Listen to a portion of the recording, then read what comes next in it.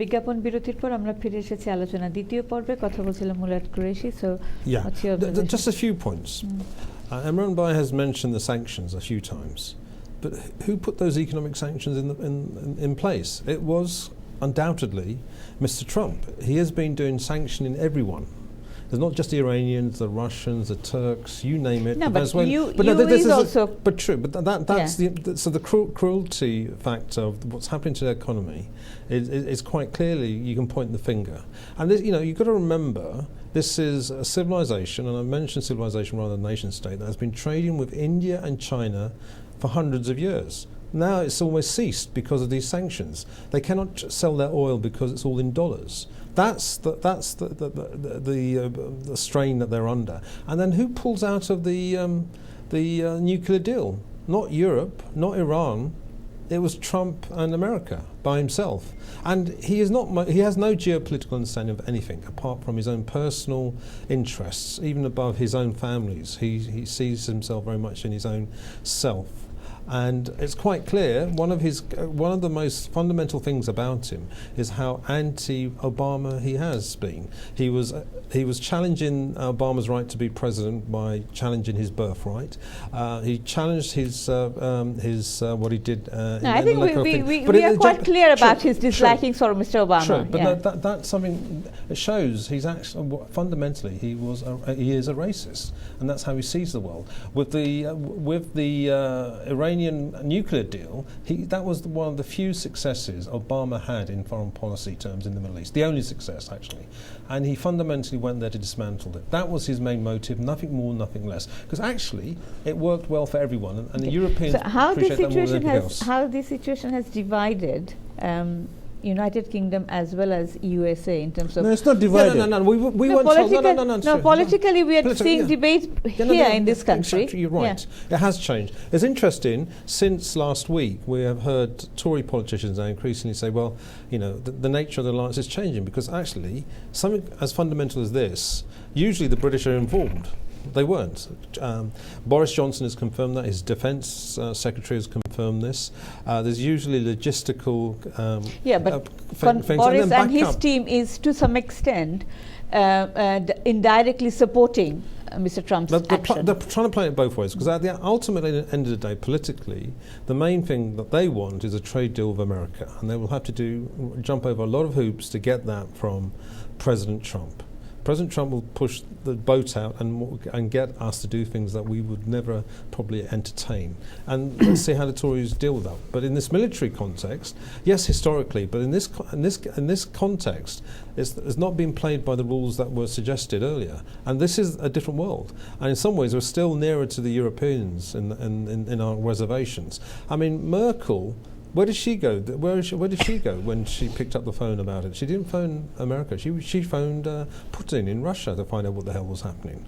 There are things happening now which have never happened, and it's very unstable. And dare I say, if Trump gets a second term next November, who knows where all these alliances will be? He's going to go there. Okay, so Bulbul, what's your observation in terms of, although Imran Bhai is not seeing the alliance being any threat to the current political situation in terms of Iran, Turkey, Syria, Russia, China, অন্যদিকে Israel, USA, and it feels like that United Kingdom is in between. Obviously, with the trade deal with USA, they have to some extent keep USA happy, but at the same time, I think there's a strong political challenge within United Kingdom in terms of the legality of this action. And obviously, Labour Party and other parties are putting quite a lot of pressure on the Prime Minister to come up with a very clear position, rather than indirectly supporting, but at the same time quite clearly taking a kind of sideline in terms of not supporting, kind of not ensuring that there is world peace is maintained. So what's your observation that how this situation is going to, do you believe that this situation is going to actually change the current political balance? আমার অবজারভেশনটা একটু broad স্পেকট্রামে, আমি একটু মোটা দাগে বিষয়টাকে দেখতে চাই। সেটা হচ্ছে যে পশ্চিমা বিশ্বের আগ্রহটা কোথায় আসলে মিডল ইস্ট নিয়ে। আর যদি পার্টিকুলারলি ইরানের কথা বলি, আপনি দেখবেন যে সত্যিকার অর্থে ইরান যেন পরমাণু শক্তির দিক দিয়ে খুব বেশি শক্তিধর না হয়ে যায়, সেটা নিয়ে কিন্তু সবসময় একটা কনসার্ন যুক্তরাষ্ট্রের ছিল, যুক্তরাজ্যের ছিল, যে 6টি দেশের কথা বলা হচ্ছে এই পরমাণু চুক্তি যাদের সঙ্গে করা হয়েছিল তাদের প্রত্যেকেরই কিন্তু এটা একটা কনসার্ন। এটা যেমন একটা সত্য, আরেকটা সত্য হচ্ছে যে তেলের একটা আকর্ষণ তো পশ্চিমাদের সবসময় ছিল, যেটি মুরাদ ভাই বলছিলেন যে 51 সালের দিকে বা 50s শুরুর দিকে মোহাম্মদ মোসাদ্দেককে কেন ষড়যন্ত্র করে, কেন ইঙ্গো মার্কিন একটা কি বলবো যে চক্রান্তের কারণে তাকে ক্ষমতাচ্যুত হতে হলো, কেননা তিনি ন্যাশনালাইজ করতে চেয়েছিলেন, জাতীয়করণ করতে চেয়েছিলেন, যেটি তারা পছন্দ করেনি। কেননা ওই সময়টার কনটেক্সটে যদি আপনি দেখেন, প্রত্যেকটা তেলের খনি বলেন বা এটার যে ডিস্ট্রিবিউশন, প্রত্যেকটার একটা বড় অংশ কিন্তু এই ব্রিটিশদের ছিল, ব্রিটিশ কোম্পানিগুলোর ছিল। কাজে এখানে একটা স্বার্থ কিন্তু রয়ে গেছে তেল কেন্দ্রিক। এখন আজকের দিনটিতে এই সিচুয়েশনটা তৈরি হওয়ার পেছনে একটা বড় কারণ হচ্ছে, আমার কাছে মনে হয়েছে যে এটা একটা টেস্ট কেস যুক্তরাষ্ট্রের জন্য। কেননা আরব স্প্রিংয়ের কথা আমরা বারবার বলি, যেটি মিশরে হয়েছে, বা এটি কোনোভাবে যদি ইরানে করার সুযোগ আছে কিনা, কেননা তাদের এই যে দুটো বিষয়, একটি তেলের একটি পরমাণু শক্তির জায়গা, সেখানে কিন্তু তারা ওই সোলাইমানিকে হত্যার মাধ্যমে তারা একটু দেখতে চেয়েছে যে রিয়াকশনটা কেমন হয়। এটা আমার একেবারেই ব্যক্তিগত একটা পর্যবেক্ষণ, এবং সেটি কিন্তু তারা দেখছে। আপনি হয়তো ডোনাল্ড ট্রাম্পের টুইটগুলো লক্ষ্য করেছেন, তিনি কিন্তু বারবার বলছেন যে এই যে বর্তমান যে রেজিম ইরানের, তাদের বিপক্ষে বা তাদের বিরুদ্ধে বিক্ষুব্ধ জনতা মাঠে নেমে এসেছে, হ্যাঁ, এবং তাদের প্রতি যে যুক্তরাষ্ট্রের সমর্থন রয়েছে সেই কথাগুলো কিন্তু বারবার ট্রাম্প বলার চেষ্টা করছে। প্লেন মিসাইলের মাধ্যমে ইউক্রেনের প্লেনটি ধ্বংসের পরে, হ্যাঁ, ভূষীভূত করার পরে যে বিক্ষোভটি দানা বেঁধে উঠেছে, কেননা একটা অংশ তো মনে করে যে ইরানের এখন যে অর্থনীতি, সেখানে কিন্তু এই যুদ্ধে জড়ানোর সুযোগ নেই। তো কাজেই সেখানে একটা হায়ারার্কি কিন্তু রয়েছে। খামেনি, যিনি সর্বোচ্চ ধর্মীয় নেতা, তার সঙ্গে মানে নির্বাচিত সরকার এবং অনির্বাচিত সরকারদের মধ্যে কিন্তু একটা দ্বন্দ্ব রয়েছে। আবার রুহানির যারা প্রতিপক্ষ, তাদেরও কিন্তু একটা প্রচেষ্টা রয়েছে যে পশ্চিমা বিশ্বের সঙ্গে অ্যালাইন হয়ে কিছু মানুষকে তারা বিক্ষুব্ধ করে এই সুযোগে কিছু একটা করা যায় কিনা।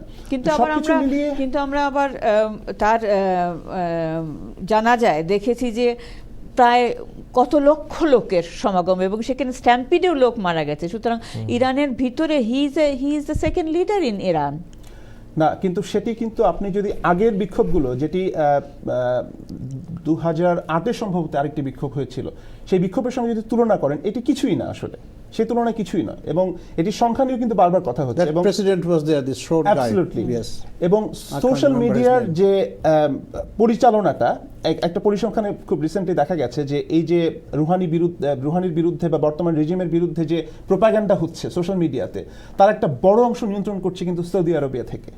কাজে এটা কিন্তু খুবই সিগনিফিক্যান্ট যে এই যে এটাকে ম্যাগনিফাই করা বা মিডিয়া ট্রায়ালের মাধ্যমে একটা কনক্লুশনে পৌঁছে দেওয়ার এই কাজটা, কিন্তু এটা একটা বড় ধরনের কানেক্টিভিটি রয়েছে কিন্তু সারা পৃথিবীতে। তো কাজেই আমরা যা কিছু যে সংখ্যা শুনছি, সেই সংখ্যা কতটুকু সত্য সেটি নিরূপণ করা কিন্তু ইরানের ভেতরে সোলাইমানি নিহত হওয়ার পরে তার জানা যায় যে পরিমাণ লোকের সমাগম হয়েছে এবং যে ধরনের রিয়াকশন আমরা সাধারণ মানুষের কাছ থেকে দেখেছি, এবং ইরানের সর্বোচ্চ নেতা তিনি সোলাইমানির বাড়িতে গিয়ে যে ধরনের প্রতিশ্রুতি দিয়েছেন তার পরিবারের কাছে যে বড় ধরনের প্রতিশোধ নেওয়া হবে। তো সেক্ষেত্রে কি আমাদের আশঙ্কিত হওয়ার কিছু নেই যে ওয়ার্ল্ড পলিটিক্স এখন একটা অন্যদিকে মোড় নিতে পারে? হয়তো যেটা আমি বলছিলাম যে ইরানের হয়তো বিগ ফায়ার পাওয়ার নেই, কিন্তু তাদের মিলিশিয়া বাহিনী বা তাদের যে অ্যাসাসিনেশন টাইপের কাণ্ড ঘটানোর যে ক্ষমতা আমরা অতীতেও দেখেছি এবং আমরা জানি তাদের দক্ষতা। বুঝতে পেরেছি আপনি কি বলছেন, কিন্তু একটা জিনিস কিন্তু আমাদের ভুলে গেলে চলবে না, যে এই যে মিডল ইস্টের যে ক্রাইসিস বা এই যে যুদ্ধ, ধরেন ইয়ামেন থেকে শুরু করে লেবানন, সিরিয়াতে সামরিক সাহায্য দিতে গিয়ে ইন্টারনাল যে ডায়নামিক্সটা ইরানের, সেটি কিন্তু অনেকটাই ভঙ্গুর একটা অবস্থায় চলে গেছে, যেটি ইমরান ভাই বারবার বলার চেষ্টা করছেন যে তাদের অর্থনীতির অবস্থা কিন্তু বেশ খারাপ। তারা যে সোশ্যাল সিকিউরিটির বা সোশ্যাল যে সেফটি নেটের কথা বলা হয়, সেখানে ইনভেস্ট না করে তারা সামরিক খাতে তারা বেশি ব্যয় করছে। তো কাজেই দেশের অভ্যন্তরে এরকম একটি সমস্যা রেখে তারা এরকম একটি যুদ্ধে জড়াবে, এটি আমার কাছে মনে হয় না। 1, 2 নম্বর হচ্ছে যে ইরানের সামরিক শক্তি রয়েছে, পরমাণুর শক্তি রয়েছে, কিন্তু সেটা কতটুকু, সেটা যুক্তরাষ্ট্রের মতো দেশের সঙ্গে বা এই অ্যালায়েন্স মানে ফোর্সের সঙ্গে ফাইট করার জন্য কি যথেষ্ট? কাজে এই বোকামিটা তারা করার কোনো সুযোগই নেই। কাজে মানুষ যে যুদ্ধের দামামা বাজিয়ে চলেছে বা ধারণা করছে যে একটা বড় ধরনের যুদ্ধ হবে, কারণ যুদ্ধ নিয়ে কিন্তু মানুষের অনেক আগ্রহ বেশি, যে কারণে যুদ্ধের বিষয়টা বারবার আচ্ছা কি হতে যাচ্ছে, এটি আমরা কিন্তু এই উপসাগরীয় যুদ্ধের সময় দেখেছি যে একেবারে গ্রামের যে মানুষটি যে যুদ্ধ বোঝে না, যে এই জিও পলিটিক্স বোঝে না, সে কিন্তু বলে ফেলছে যে সারা পৃথিবীতে বোধহয় তৃতীয় বিশ্বযুদ্ধ শুরু হয়ে গেল, কিন্তু বাস্তবতা কিন্তু ডিফারেন্ট। আমার কাছে সেটি মনে হয় না। আরেকটি বিষয় হচ্ছে যে যেহেতু নভেম্বরে মার্কিন যুক্তরাষ্ট্রের প্রেসিডেন্সিয়াল ইলেকশন, সেই ইলেকশনের আগে ট্রাম্প এত বড় রিস্কে যাবে না, দীর্ঘমেয়াদী কোনো যুদ্ধে জড়ানোর কোনো সুযোগ নেই। কেননা 79-এ ইরান যে মার্কিন বেশ কিছু সামরিক বাহিনীর সদস্যকে তারা যে জিম্মি করেছিল, দূতাবাসে জিম্মি করেছিল, সেটি ঠিকমতো হ্যান্ডেল করতে না পারার কারণে কিন্তু জিমি কার্টার পরবর্তী নির্বাচনে জিততে পারেনি, কারণ সেটা কিন্তু তাদের দেশের ভেতরে একটা বিরাট ইস্যু হয়ে গিয়েছিল।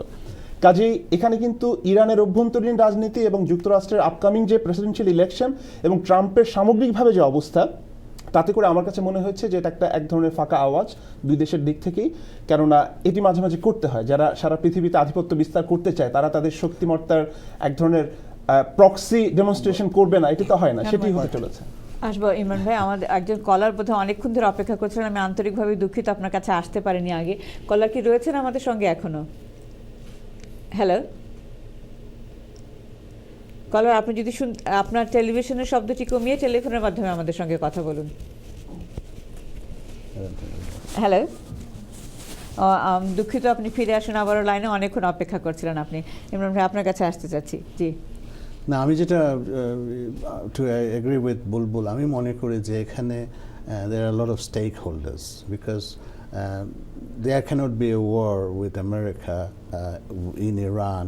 They're at the back door of Russia. They're just on the other side of the Caspian Sea. So Russia's intention to say Russia is going to come heavily to stop that situation. Secondly, Iran's সাথে through Balochistan যে চায়নার যে লিঙ্কেজটা হচ্ছে, the straight the belt, the Balochistan যে রুটটা করছে। আমাদের কলার আবার ফিরে এসেছেন, উনি অনেকক্ষণ অপেক্ষা করেছেন।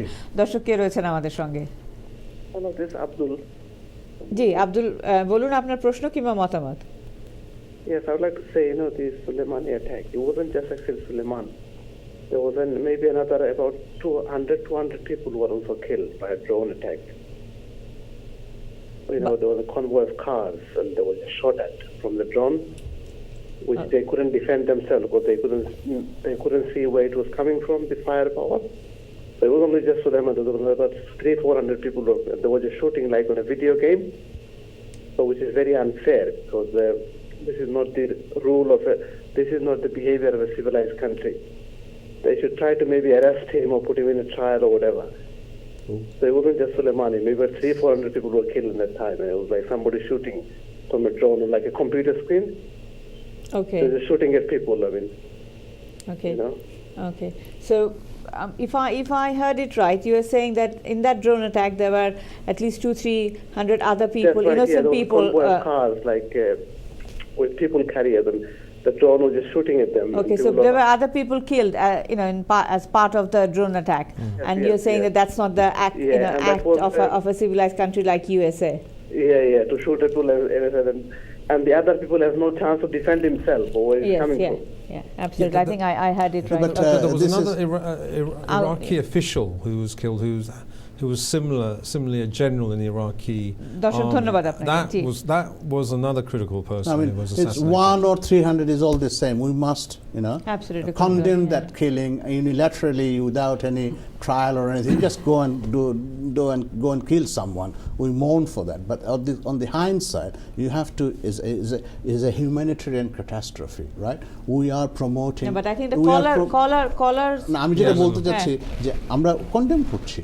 Okay. At the same time, এটাও বলতে হবে যে the gentleman who was killed, he was not a saint. He was killing hundreds and thousands of people in Lebanon. He's questioning the legality of legality. Well, we are not judges. We are not here to make that legality. Of course, it is. We are condemning that. It is not right. You can't just take that kind of a decision on your hand and go and kill someone. That's we condemn. Of course, we mourn any death in the world. Any human being is dying. Our thoughts and sympathies for his and his families. Of course, it's there.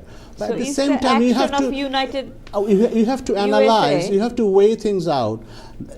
justify. I'm just saying that That's- it's that not, was the question. I'm not justifying Mr. Trump's actions. No, I'm not here to promote him. I'm not supporting him, nor that I'm declining him, but I'm just analyzing the geopolitical scenario on the context of geopolitical scenario, the religious extremism, both Shia and Sunnis. I'm looking through the prism of it for the last 45 years. What's happening? It just happened in front of my eyes. So I'm just trying to analyze and say that this cannot go on. This ought to stop, and we all ought to try and bring that peace, because the people are suffering. One of the richest, the most civilized country in the world, people are suffering, and we can't analyze right or wrong. We need Is to this going to bring the peace? But no, you keep saying this, Amran, but you've actually fundamentally misunderstood this. Yeah. That most of terrorism has been coming from Al Qaeda No, I'm just and saying. Islamic. Let me finish. Islamic State. The biggest opponents have been the Iranians. 2 years ago, I can point to you articles in New York and New York paper and things like this, where they were celebrating General Soleimani as a hero because of the war he has been fighting against the Taliban and ISIS and Al Qaeda.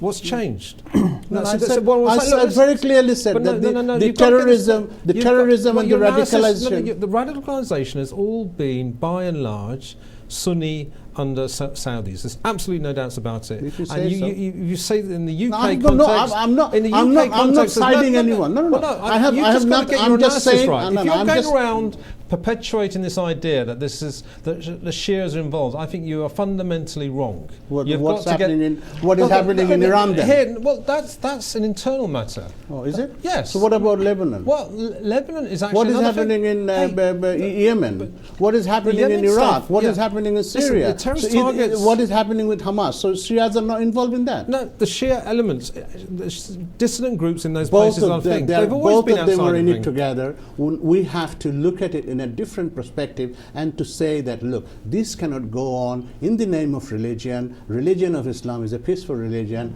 I am a Muslim, and I want everybody should take their hands off from this extremism, part of is extremism and terrorism, and let's bring Okay, so peace. is this going to bring the peace? No.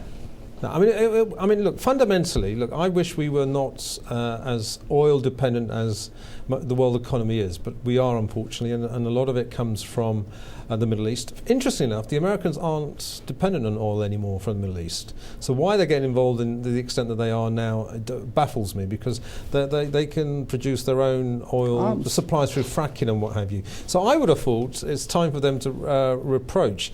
But their presence is there. You look at the bases around in Iraq, in Afghanistan. They practically surround Iran in that respect. So I'd like to see the next the presidential elections, the Americans actually asking themselves, what are we doing there? And do we really need to keep that presence there, given that actually we're not so dependent on it? And a world where we're less oil dependent would mean renewables and what have you. That's where we need to be. In the meantime, yes, there is undoubtedly an alliance between the Russians, the Iranians, and China. Turkey. Whereas with on the other India. side we've got America, Israel, and So বুলবুল ইউএসের ক্ষেত্রে দেখতে পাচ্ছি এই যে নতুন ধারার একটি অবস্থান, আলট্রা ন্যাশনালিজম ইন্ডিয়াতেও আমরা দেখতে পাচ্ছি।